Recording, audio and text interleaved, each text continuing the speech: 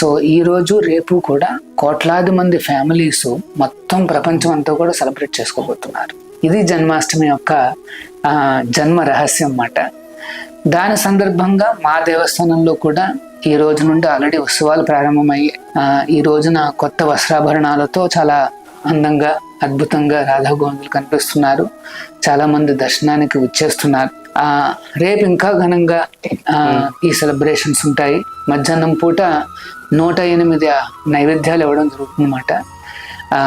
ప్రసాదాలు పూర్తి కాగానే అందరికీ వాటిని వితరణ చేసేస్తాము. రేపు మధ్యాహ్నం పూట అన్నదానం కూడా చాలా బాగా జరుగుతుంది. అది పూర్తయిన తర్వాత వచ్చిన ప్రతి భక్తుడు 3 రకాల కృష్ణ రూపాలను దర్శించుకోవచ్చు. రాధా గోవిందులు మరియు గోధా కృష్ణులు మరియు మాకన్ కృష్ణుడు.